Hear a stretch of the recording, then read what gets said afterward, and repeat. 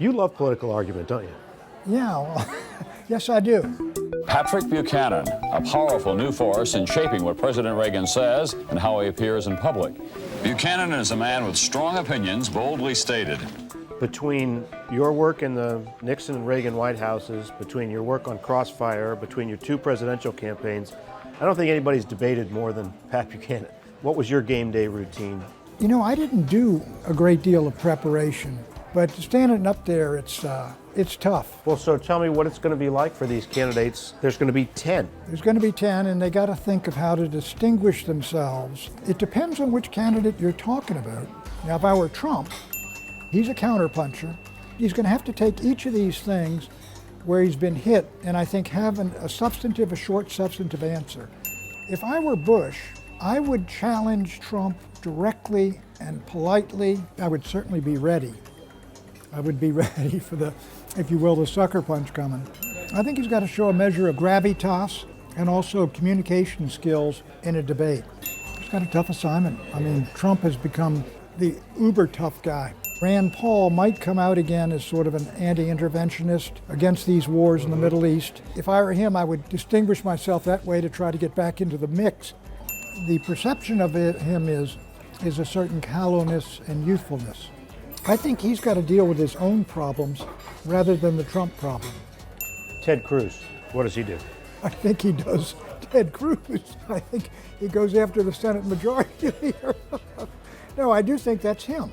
I think Cruz is one guy that does have potential. Mm-hmm. Do you think lines like march to the oven, is that good stuff? That's a calculated decision on his part. And I think it probably, in a way, it's going to help Huckabee. Would you repeat it on this debate stage? Well, I don't agree with his position. Yeah. From Huckabee's standpoint, I would not apologize for it at all, and I would embellish upon it. How do you figure out the right balance between hot and cold, between passion and toughness? I think you treat everybody with respect. You can go and be tough and get into an exchange. People like that. Trump doesn't seem to be very enamored of treating people with respect.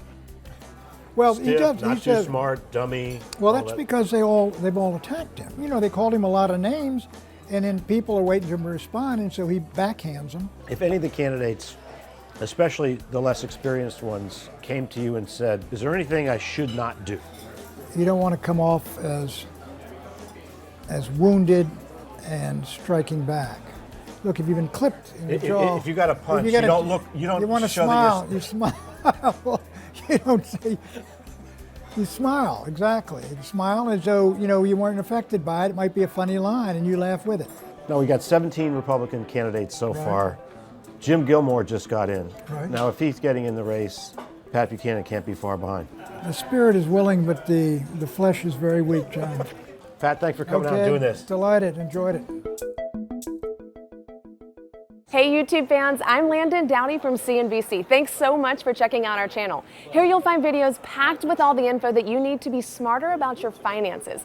Be sure and subscribe by clicking right here, and click on all the videos around me to see CNBC's original series Young Money, Tech Bet, Kramer's Mad Money, and all the latest from CNBC.